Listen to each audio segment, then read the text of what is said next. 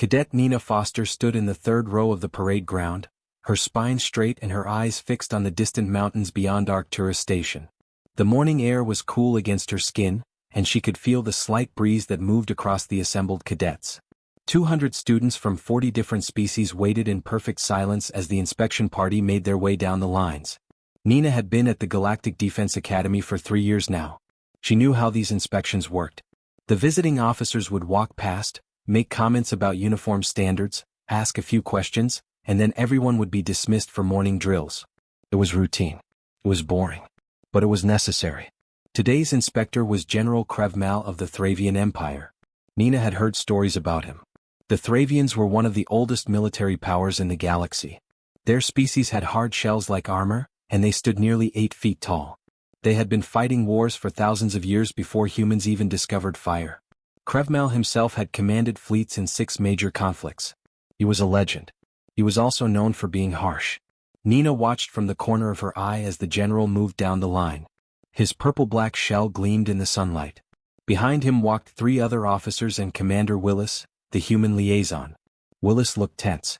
That was unusual. "Your formation is acceptable," Krevmal said to a group of Zenthari cadets. His voice came through a translator device, flat and emotionless. The Zenthari stood even straighter, clearly proud of the praise. He moved to the next cadet, a young Orith with blue and green feathers. "Stand taller. Poor posture is unacceptable in any military regardless of your species." The Orith's feathers rippled with nervousness, but she adjusted her stance. Krevmal nodded once and continued walking. Then he was standing in front of Nina. She kept her eyes forward, her face blank. This was what they had been taught. When a superior officer was conducting an inspection, you maintained your position. You did not speak unless asked a direct question. You did not react to comments or observations. "Human," Krevmal said. The word sounded like an insult in his mouth. "Tell me something. How does your soft species justify its presence in this academy?" Nina said nothing. The question was clearly meant to provoke her. It was not a real question seeking a real answer. It was a test. The correct response was silence. "I asked you a question, Cadet." Nina took a slow breath. "Sir," the question appeared rhetorical, "sir." There was a moment of silence. Nina could feel the attention of nearby cadets shifting toward her. She kept her eyes forward. "Rhetorical," Krevmal repeated. He stepped closer. Nina could smell something sharp and chemical coming from his shell. "You think you are clever? You think your species deserves to stand among warriors?" Nina said nothing. "Humans are weak," Krevmal continued. His voice was getting louder. "You have no natural armor. No claws. No venom. You come from a small world that barely survived its own wars. And yet you stand here pretending to be soldiers." Still, Nina remained silent. She could see Commander Willis in her peripheral vision. He had taken a step forward, but one of the other Thravian officers had put a hand on his arm. "Look at me when I am speaking to you," Krevmal demanded. That was a direct order. Nina shifted her gaze to meet his eyes. They were small and dark, set deep in his angular face. "That is better," he said. "Now answer my question. What makes you think you belong here?" "Sir, humans have been members of the Galactic Alliance for 23 years, Nina said, keeping her voice level. "We have served with distinction in 3 defensive campaigns and—" The strike came without warning. Krevmal's hand moved fast, much faster than Nina expected from someone his size. The back of his hand connected with her cheek with enough force to snap her head to the side. Pain exploded across her face. She tasted blood. For 1 second, Nina's conscious mind went blank with shock. For 1 second she tried to process what had just happened. For 1 second she stood frozen. Then something else took over. Nina's body moved before her thoughts could catch up. Her left hand came up and caught Krevmal's arm as he pulled it back. Her right hand shot forward, fingers rigid, striking the joint where his arm connected to his shoulder. She pivoted her hips, using his own momentum against him. Her foot hooked behind his leg. 3 seconds after he had struck her, General Krevmal was on the ground. Nina was on top of him, one knee pressing into his chest, her hand wrapped around his throat just below his jaw. Her other hand had his arm twisted at an angle that made his shell creak. Her breathing was fast and shallow. Her vision had narrowed to just his face. And she could hear him making sounds. High-pitched clicking sounds that the translator was rendering as words. "Release, please, release me, cannot breathe." The parade ground was absolutely silent. Nina blinked. The red haze that had filled her vision began to clear. She looked down and saw what her body had done. She saw the general beneath her, his eyes wide with something that looked like fear. She saw her own hands holding him down. Cadet Foster. Commander Willis's voice cut through the silence. Hold position. Nina's hands did not move. She could not make them move. Her body was still locked in threat response mode, still perceiving danger, still ready to fight. Foster, this is Commander Willis. You are safe. The threat is neutralized. You can release him now. Slowly, very slowly, Nina felt control returning. Her fingers loosened. Her knee lifted off Krevmal's chest. She stood up, taking 2 steps back and returned to attention position. Her hands were shaking. Krevmal rolled onto his side, gasping for air. The other Thravian officers rushed forward, helping him to his feet. His shell had a crack in it where Nina's strike had landed. His eyes were still wide. She attacked me, he wheezed. That human attacked a superior officer. She must be executed immediately. Commander Willis stepped forward, his face carefully neutral. General Krevmal, with respect, you struck Cadet Foster first. What happened next was an involuntary biological response. Involuntary? Krevmal's voice was getting stronger now, and with it came anger. She assaulted me. She could have killed me. Sir, if she had wanted to kill you, you would be dead, Willis said quietly. What you just experienced was a human threat response reflex. It is not voluntary. It is not trained. It is evolutionary biology. I do not care about your excuses, Krevmal snarled. This cadet will face military tribunal for assault. I will see her expelled and imprisoned. Willis looked at Nina.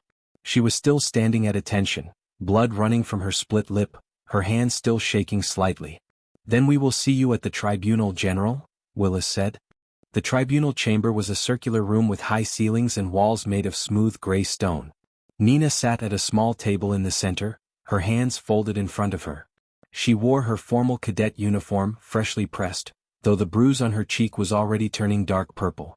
Commander Willis sat beside her, along with Lieutenant Hayes, a human legal officer who had arrived on the fastest transport from Earth. Across from them sat General Krevmal and 4 Thravian military advisors. Their shells gleamed under the bright lights. Krevmal's arm was in a support brace, and the crack in his shoulder plate was visible even from a distance. Above them, on a raised platform, sat the tribunal judges. 5 species were represented. Judge Morseth of the Kentauri held the center position as senior judge. To her left sat a Vorlon judge and a human judge named Harrison. To her right sat judges from the Drell and Yithian species. All 5 wore the dark blue robes of galactic military justice. The chamber was full of observers. Cadets lined the back walls, standing in tight clusters. News reporters from a dozen worlds had their recording devices aimed at the center table. Nina could feel hundreds of eyes on her. Judge Morseth raised one long, thin hand. The room fell silent immediately. This tribunal is now in session, she said. Her voice was soft but clear. We are here to determine the facts regarding an incident that occurred this morning during a routine inspection at the Galactic Defense Academy. General Krevmal of the Thravian Empire has filed formal charges against Cadet Nina Foster, human, for assault on a superior officer. The penalty for such an offense, if proven, is expulsion from service and imprisonment for no less than 10 years. In extreme cases, the penalty may be execution. Nina felt her stomach tighten, but she kept her face calm. She had known this was coming. General Krevmal, you may present your case, Judge Morseth said. Krevmal stood slowly, favoring his injured arm. The facts are simple, he said. I was conducting a standard inspection of Academy cadets. When I questioned Cadet Foster about human worthiness for military service, she responded with disrespect. I administered corrective discipline, as is my right as a superior officer. She then attacked me with lethal intent. She moved with trained precision and aggression. She pinned me to the ground and nearly crushed my throat. If other officers had not been present, I believe she would have killed me. He paused, looking directly at Nina. This human is dangerous. She cannot control her violent impulses. She has no place in a civilized military force. I demand the maximum penalty. The Thravian advisors all clicked their agreement, a sound like stones rattling in a jar. Judge Morseth turned to Commander Willis. Does the defense wish to respond? Willis stood. Yes, Your Honors. Lieutenant Hayes will present our evidence. Hayes stood and activated a holographic display in the center of the room. An image appeared, showing a human brain with different colored sections highlighted. Your Honors, what happened this morning was not an attack, Hayes began. It was a reflex. Specifically, it was an involuntary threat response that is hardwired into human neurology. I would like to walk the court through what actually occurred. She touched the display and a video began to play. It showed the parade ground from a security camera angle. Nina could see herself standing at attention. She watched as Krevmal approached and began speaking. Then she saw his hand move, striking her face. Ace paused the video. At this moment, General Krevmal struck Cadet Foster across the face with significant force. Our medical scan shows she suffered a split lip, bruised cheekbone and mild concussion. Now watch what happens next. The video played in slow motion. Nina saw her own body respond. Her hand came up, caught the general's arm, struck his shoulder, pivoted and brought him down. The entire sequence took exactly 3 seconds. The key detail, Hayes said, is the timing. From the moment of initial strike to the moment Cadet Foster had the general restrained, only 190 milliseconds passed. That is less than 0.2 of a second. She brought up another display showing neural pathway diagrams. Human beings evolved on a planet called Earth, which was extremely dangerous. Unlike most spacefaring species, humans did not evolve as pure predators or pure prey. We were both. We hunted other animals, but we were also hunted by larger, faster, stronger creatures. This created unique evolutionary pressure. Hayes highlighted a pathway in red on the brain diagram. This is the amygdala, the part of the brain that processes threats. In humans, when we perceive sudden physical danger, especially an unexpected strike to the head or face, this part of the brain activates instantly. It sends signals to our muscles before the information even reaches our conscious mind. We do not choose to respond. Our body responds automatically to protect us. Judge Morseth leaned forward. Are you saying Cadet Foster was not in control of her actions? That is exactly what I am saying, Your Honor. For the first 3 seconds after being struck, Nina Foster's conscious mind was not driving her body. Her evolutionary threat response was. By the time her higher brain functions caught up with what was happening, she had already neutralized the threat. One of the Thravian advisors made a sharp clicking sound. This is absurd. You cannot claim she is not responsible for her own actions. Hayes turned to face him. Tell me, advisor, what is your species' average response time to an unexpected physical threat? The advisor's shell darkened slightly. I do not see how that is relevant. Humor me, please. The advisor clicked softly. Thravians respond to threats in approximately 400 milliseconds. And your response is typically defensive, correct? You withdraw into your shell or raise your armor plates. Yes. We are a defensive species. Hayes nodded. Humans respond in 190 milliseconds, and our response is counterattack. This is because our ancestors could not simply hide in a shell. If a predator attacked us, we had to fight back immediately or die. Those humans who could respond fastest were the ones who survived to have children. Over millions of years, this ability became automatic. She pulled up comparison charts showing response times for different species. Thravians were at 400 milliseconds. Zenthri were at 520. Oriths were at 600. Humans were at 190. Your Honors, every species in this room has automatic threat responses. If you touch a hot surface, you pull your hand back before you think about it. Something moves quickly toward your face, you blink and flinch. You do not choose these responses. They are biological imperatives. What happened this morning was the same thing, just more complex. Judge Harrison, the human judge, spoke for the first time. Lieutenant Hayes, are you saying that all humans would have responded the way Cadet Foster did? Not exactly, Your Honor. The speed of response is universal to humans, but the effectiveness varies. Cadet Foster has 3 years of combat training, so her automatic response was more precise. An untrained human would still strike back, but less effectively. So the training made it worse, Krevmal said. No, General. The training made it controlled. An untrained human responding to a threat on pure instinct might have caused much more damage. Cadet Foster's body automatically used non-lethal restraint techniques even while her conscious mind was offline. That training likely saved your life. The room fell silent. Nina sat very still, watching the judges' faces. She could not read their expressions. Judge Morseth looked down at her notes. Does the defense have anything else to present at this time? Yes, Your Honor, Willis said, standing. We have 3 additional witnesses who wish to testify about General Krevmal's conduct. Krevmal's shell darkened to almost black. What witnesses? Willis gestured to the back of the room. 3 cadets came forward. A Zenthari female, an Orith male, and a Drell who moved on 6 legs. Your Honors, Willis said, these cadets have come forward to report that General Krevmal struck them as well during past inspections. However, because their species have slower threat responses and primarily defensive reflexes, they were unable to protect themselves. The 3 cadets stood in front of the tribunal, their postures uncertain. Nina recognized all of them from various classes and training exercises, but she had never spoken to any of them directly. The Zenthari female was named Kelsira. The Orith male was called Piptun. The Drell, whose name took several seconds to pronounce properly, preferred to be called Seven for simplicity. Judge Morseth gestured for them to come closer. Please state your names and your year of study for the record. Kelsira spoke first. Her voice was quiet. I am Cadet Kelsira, 2nd year, Tactical Operations Track. Cadet Piptun, 3rd year, Engineering Track, the Orith said. His feathers were pulled tight against his body, a sign of stress in his species. Cadet 7, 4th year, Communications Track, the Drell added. And you have all come forward with testimony regarding General Krevmal? The judge asked. All 3 nodded. Krevmal stood abruptly. This is outrageous. These cadets are lying to protect their human friend. This is clearly a coordinated attack on my reputation. I have never spoken to Cadet Foster, Kelsira said softly. I do not even know her. Judge Morseth raised her hand for silence. General Krevmal, you will have your opportunity to respond. For now, please sit down. She turned back to the cadets.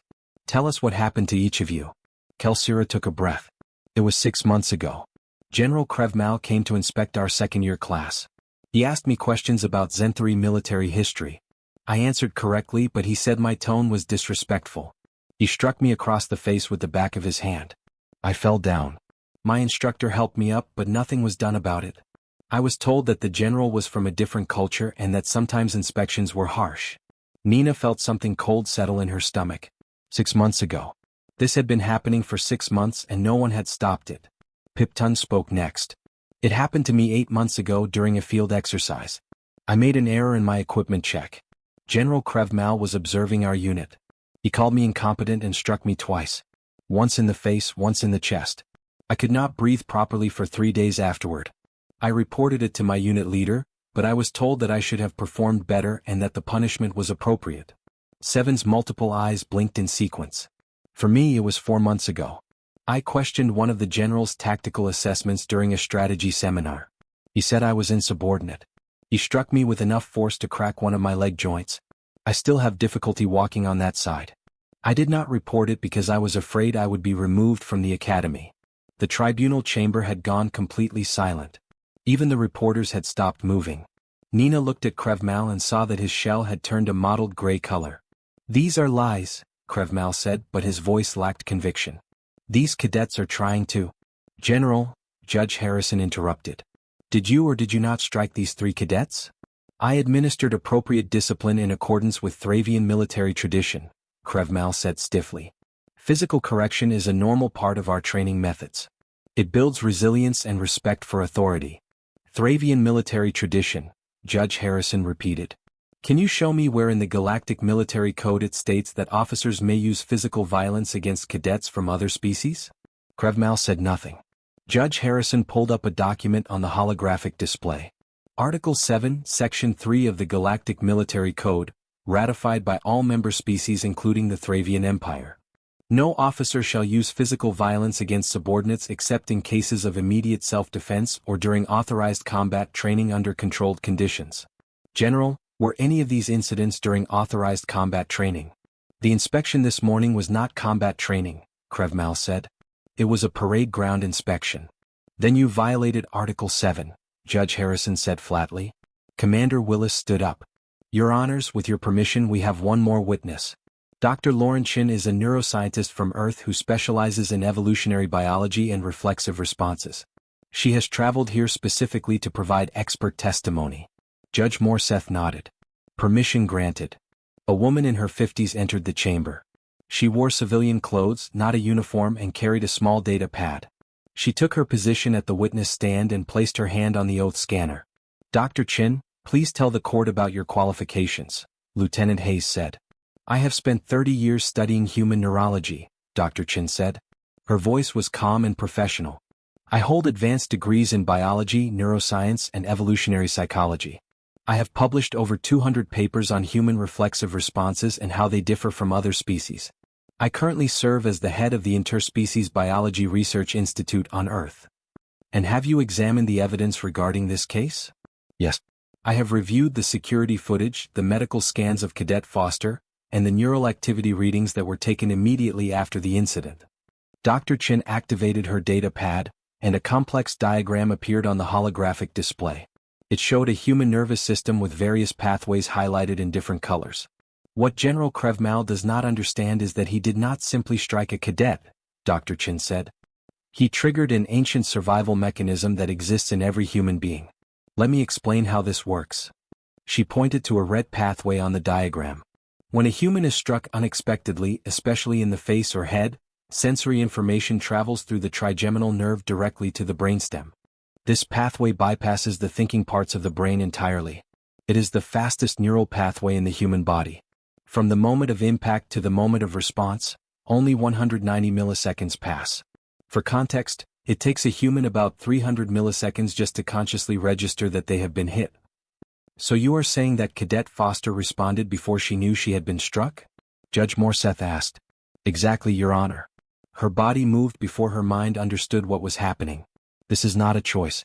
This is not something that can be controlled through willpower or discipline. This is pure biology.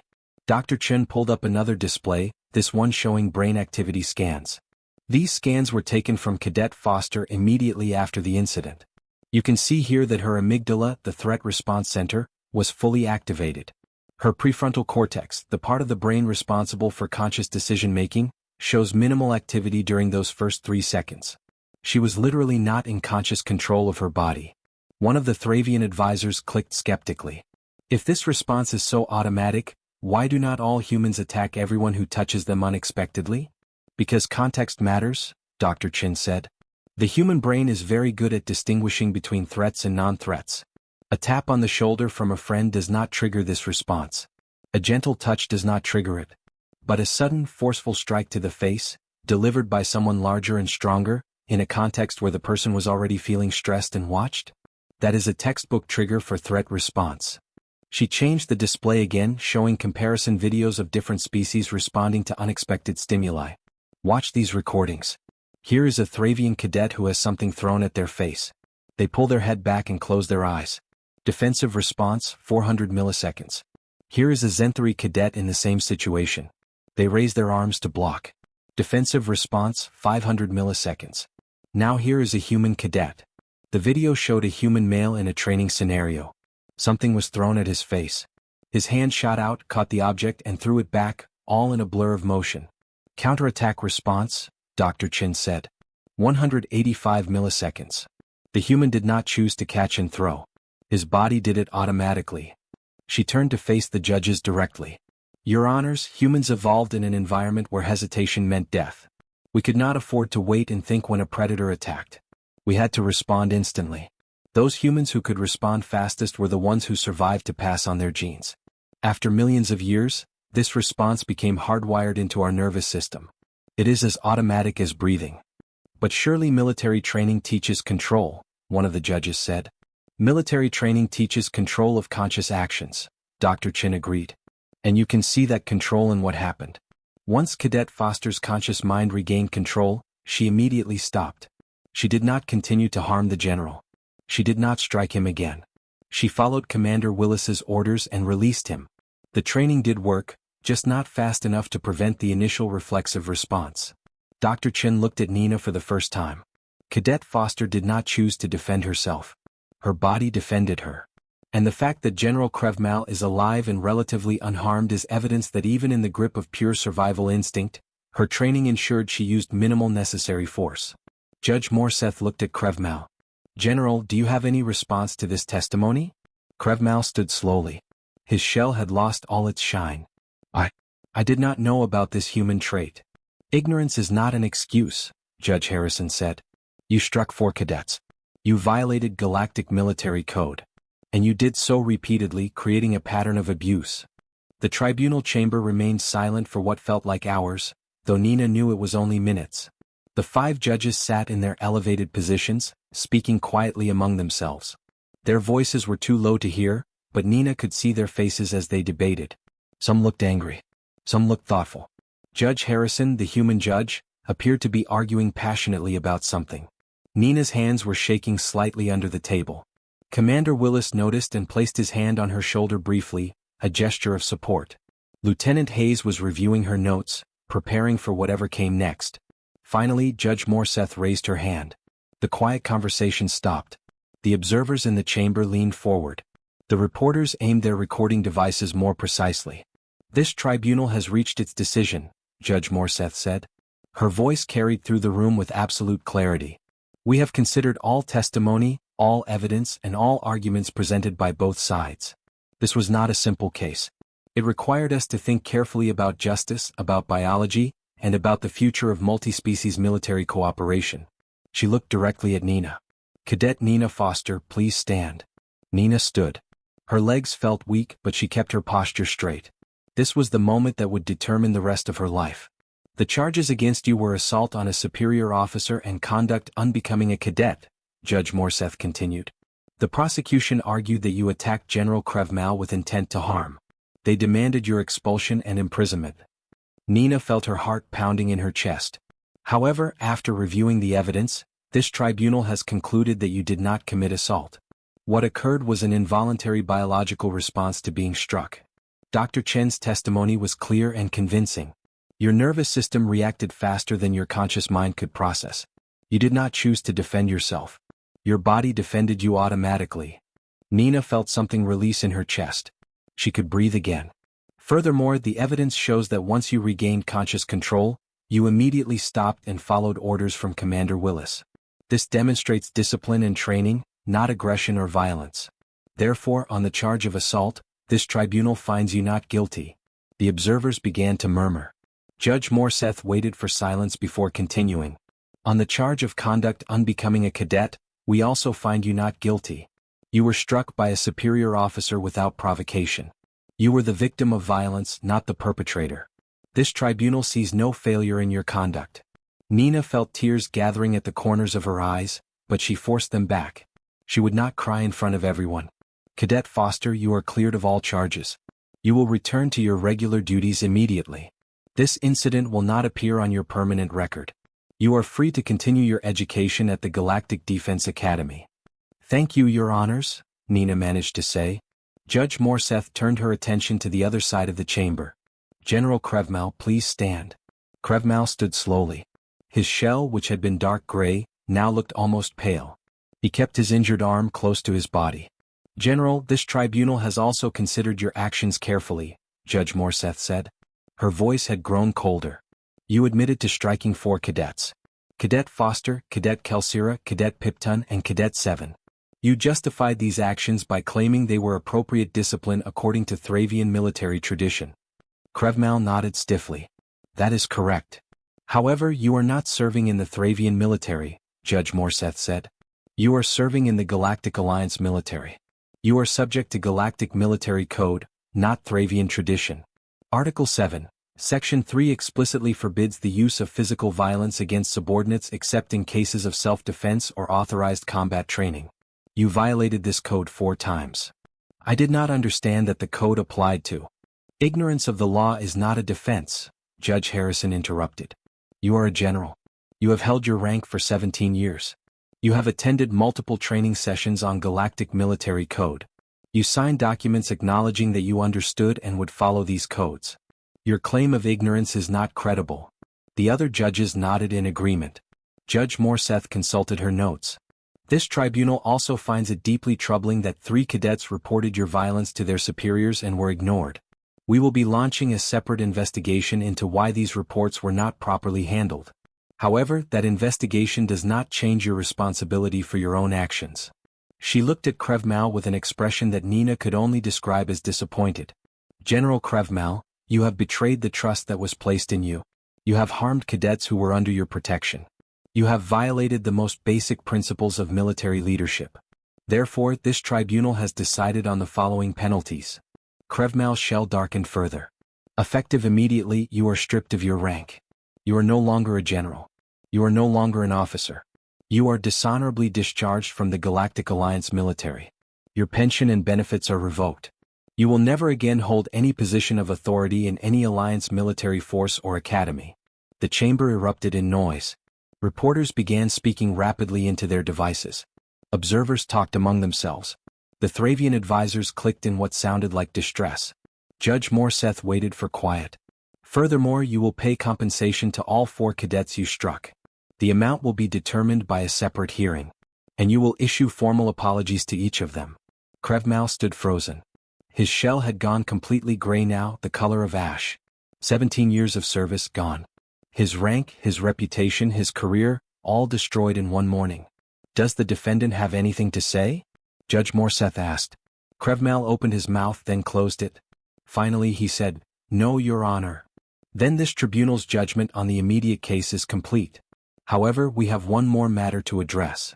Judge Morseth gestured to Lieutenant Hayes, who activated the holographic display again.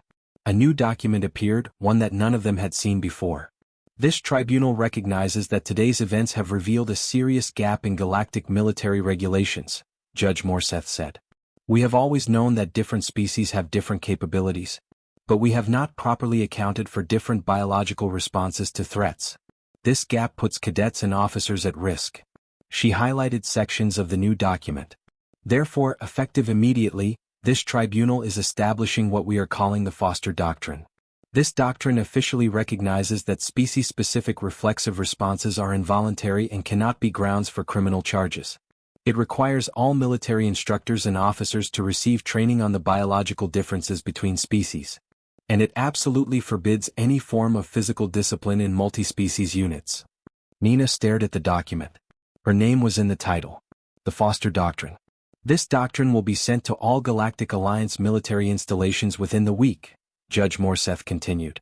It will become part of standard training for all new cadets and officers. And it will ensure that what happened to Cadet Foster, and to the other 3 cadets, never happens again. She closed the document and looked out at the assembled observers. Let this serve as a reminder that justice requires understanding. We cannot judge other species by our own standards. We must learn about each other, respect our differences, and build rules that protect everyone. That is the only way a multi-species military can function. Judge Morseth stood, and the other judges stood with her. This tribunal is adjourned. The chamber erupted in noise again. Reporters rushed toward the exit to file their stories. Cadets began talking excitedly among themselves. The 3 cadets who had testified were surrounded by friends offering support. Commander Willis turned to Nina. You did well, Foster. Very well.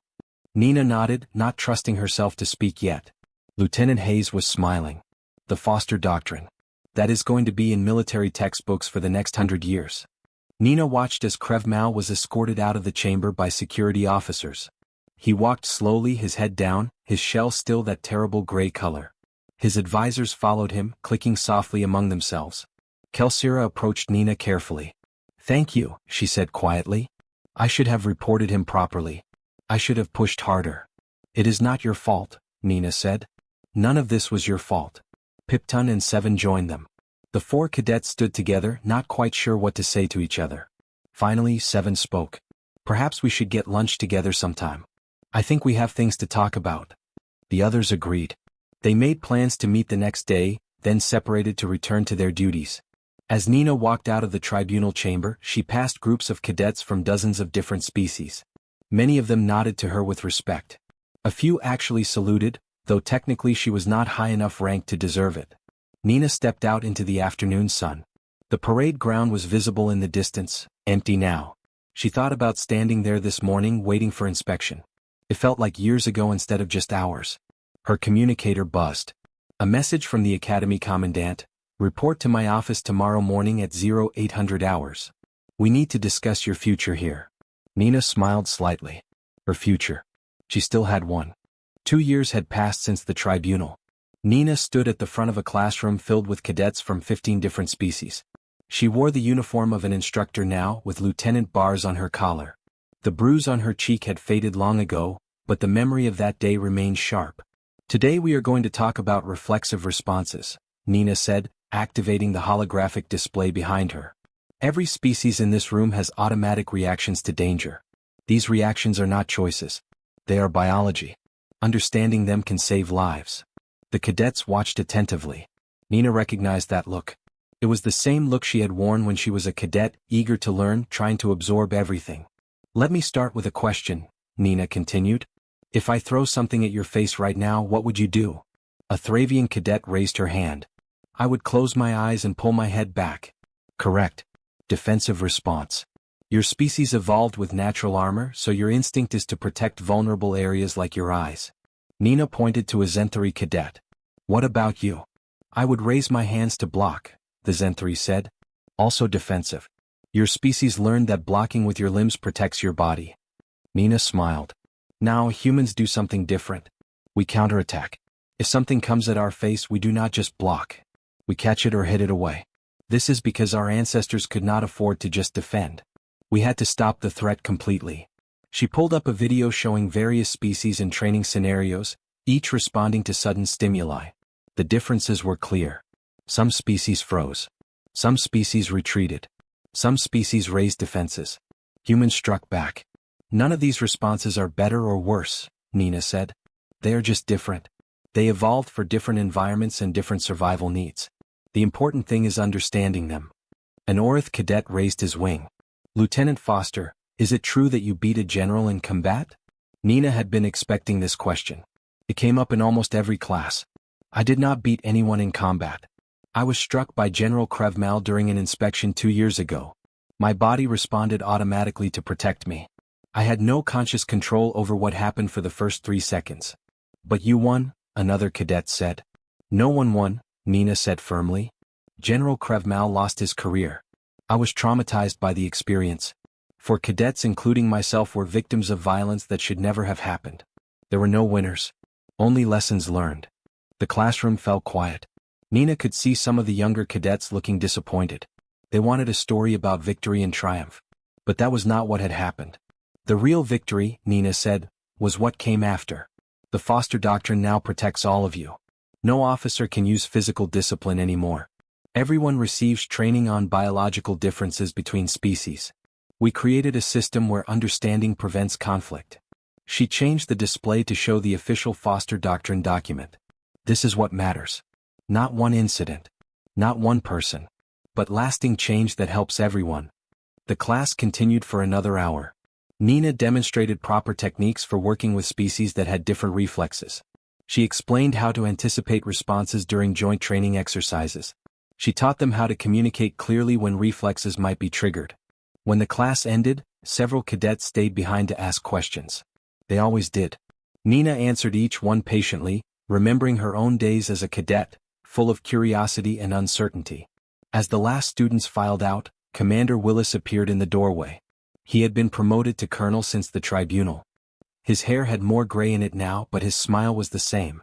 Good class, Lieutenant, he said. I watched from the observation room. You have a real talent for teaching. Thank you, sir, Nina said. I learned from good instructors. Willis walked into the classroom and looked at the holographic display which still showed the Foster Doctrine. You know, they are teaching this at every military academy in the Alliance now. Not just here. There are Foster Doctrine training modules on ships, at outposts, everywhere humans serve alongside other species. I know, Nina said. I get messages sometimes from officers who say the training helped them understand their human crew members better. Or from humans who say they feel safer knowing their commanders understand their biology. You changed the military, Foster, Willis said. Not many people can say that. Nina shook her head. I did not change anything. I just survived something terrible and other people made sure it meant something. That is more than most people do, Willis replied. He handed her a data pad. Speaking of which, I have a new assignment for you. The Interspecies Military Institute on Centauri wants you to develop a comprehensive training program on biological diversity in combat situations. It would be a 2-year posting. You would work with researchers from 30 different species. Nina took the data pad and scrolled through the details. It was an incredible opportunity. The kind of position that usually went to officers with decades of experience, not lieutenants who had only been teaching for 2 years. Why me? She asked. Because you understand something that most people do not, Willis said. You understand that being different is not a weakness. You understand that every species has strengths that evolved from their own unique history. And you understand how to teach that to others without making anyone feel inferior or superior. Nina looked at the datapad again. The Institute. Working with the best researchers in the galaxy. Creating training that would be used across all of Alliance space. I will think about it, she said. Willis nodded. Take your time. But not too much time. They want an answer by next month. After Willis left, Nina walked across the campus toward her quarters. The evening sun painted the buildings in shades of orange and gold. Cadets passed her in small groups, talking and laughing. She saw humans walking with Thravians, Zenthri studying with Oriths, Drell teaching Vorlon some kind of complicated hand gesture. 2 years ago, after the incident, Nina had not been sure she would stay at the academy. The attention had been overwhelming. Every news service in the galaxy had wanted to interview her. Other cadets had looked at her differently, some with admiration, some with fear, some with curiosity. But she had stayed. She had finished her final year and graduated at the top of her class, just as she had always planned. Then, when offered a choice between a combat posting or a teaching position, she had chosen teaching. Because she realized that what had happened to her could become something more than just one bad day. She could help prevent it from happening to others. Nina reached the memorial garden near the center of campus. It was a quiet place where students came to think and reflect. She sat on a bench beneath a tall tree that had been brought from Earth. Its leaves rustled in the breeze. She thought about Krevmal sometimes. She had heard that he returned to the Thravian homeworld after his discharge. Some reports said he was living quietly, working at a civilian job. She had never received the formal apology the tribunal had ordered him to give. Part of her was angry about that. Part of her did not care anymore. What mattered was that he could not hurt anyone else. Her communicator buzzed. A message from Kelsira, the Zenthri cadet who had testified at the tribunal. They had become friends over the past 2 years, meeting regularly for meals and study sessions. Saw your class today from the hallway. You are an amazing teacher. Want to get dinner? Nina smiled and typed back. Yes. Meet you at the dining hall in 20 minutes. As she stood to leave the garden, she noticed a group of first-year cadets entering. They were young, fresh-faced, excited about their futures. A human cadet, a Thravian cadet, and an Orith cadet walked together, already forming the bonds that would carry them through years of training. The human cadet saw Nina's lieutenant bars and saluted. Nina returned the salute, then continued on her way. Those cadets would grow up in a military that was different from the one Nina had entered. They would learn about the Foster Doctrine in their very first classes. They would understand biological differences from the beginning. They would never experience what Nina and the others had experienced. That was the real victory. Nina walked toward the dining hall, thinking about the assignment Willis had offered her. The Interspecies Military Institute. 2 years of research and development. Creating training that would help even more people. She thought about her journey. From a cadet standing at attention on a parade ground, to a victim of violence, to a symbol of change, to a teacher helping others understand what she had learned. She thought about what Dr. Chen had said during the tribunal. Humans evolved as both predator and prey. They learned to defend themselves instantly because hesitation meant death. That biological trait had caused the incident. But it had also led to understanding. Every species had evolved differently. Every species had unique strengths. Thravians had armor and endurance. Zenthri had precision and patience. Oriths had speed and flexibility. Drell had coordination and multitasking abilities. Humans had reflexes and adaptability. None of those traits were better or worse. They were just different. And in a galaxy where dozens of species worked together, understanding those differences was not just helpful, was essential. Nina reached the dining hall and saw Kelsira waiting by the entrance. Her friend waved and Nina waved back. As they walked inside together, Nina made her decision about the institute position. She would accept it. She would continue the work she had started. She would help build a military where everyone understood each other, where biological differences were respected, where violence was never used as discipline. She would turn one terrible day into a lifetime of positive change. That was her legacy. Not the 3 seconds when her body defended her, but the years that followed when she used that moment to help others. And that was something worth doing.